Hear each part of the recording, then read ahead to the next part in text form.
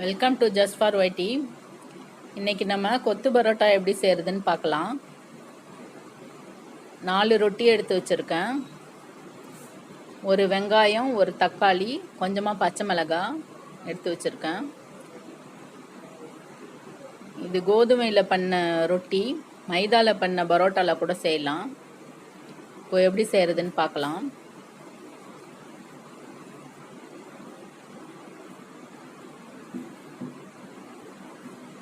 ரொட்டியை இப்போ சின்ன சின்னதாக நான் பிச்சு போட்டு வச்சுருக்கேன்.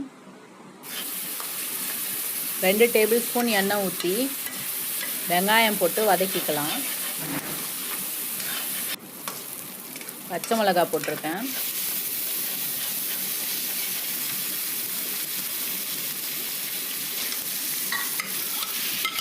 தக்காளி, வெங்காயம் வதங்கினதும் தக்காளியை போட்டு நல்லா வதக்கிக்கலாம். இஞ்சி பூண்டு பேஸ்ட்டு கொஞ்சம் போட்டிருக்கோம். இதில்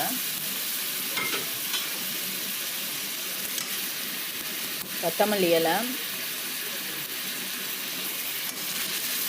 எல்லாம் போட்டு நல்லா வதக்கிக்கலாம்.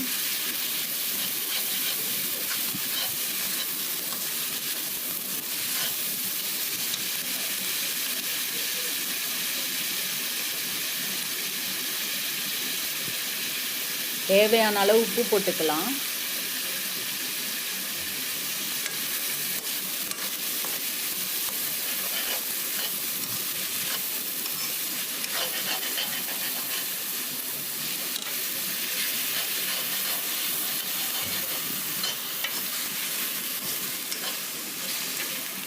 இப்போது மசாலா பொருட்களை ஒன்று ஒன்றா சேர்த்துக்கலாம்.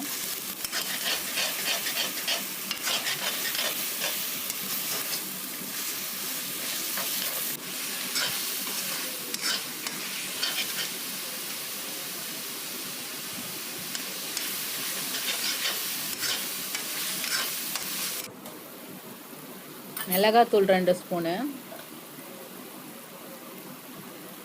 மஞ்சள் தூள்,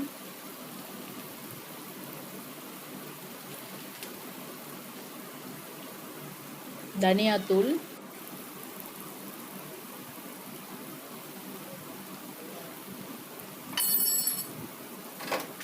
இது எல்லாத்தையும் மிக்ஸ் பண்ணி நல்லா வதக்கிக்கலாம். நல்லா வதங்கினதுக்கப்புறம் முட்டையை போட்டு கிண்டிக்கலாம். 5 முட்டை போட்டிருக்கேன் இதில்.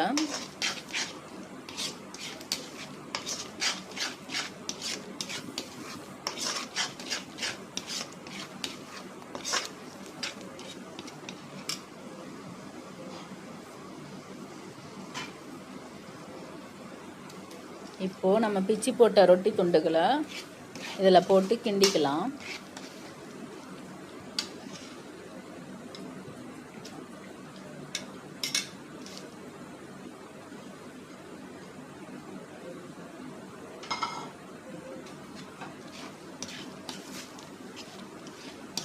நல்லா கிண்டிக்கணும்.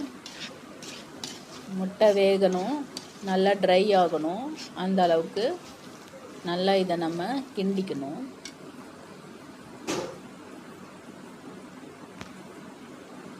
ஸ்லோலியே வச்சுருந்து பரட்டி பரட்டி விட்டுட்டு இருந்தோம்னா நல்லா ட்ரை ஆகிடும்.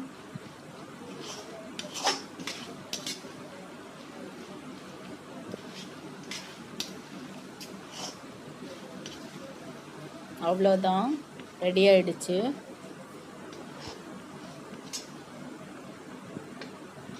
கடைகளில் இதில் சால்னா ஊற்றி பெப்பர் தூவி தருவாங்க.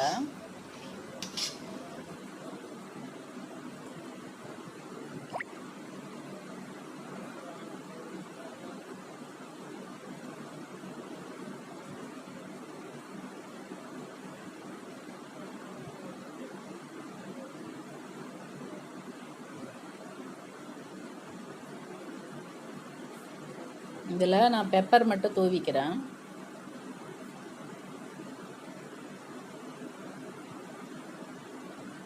அவ்வளோதான், ரெடி ஆகிடுச்சு. இந்த ரெசிபி உங்களுக்கு பிடிச்சிருந்தா லைக் பண்ணுங்கள், ஷேர் பண்ணுங்கள், சப்ஸ்கிரைப் பண்ணுங்கள். தேங்க்ஸ் ஃபார் வாட்சிங்.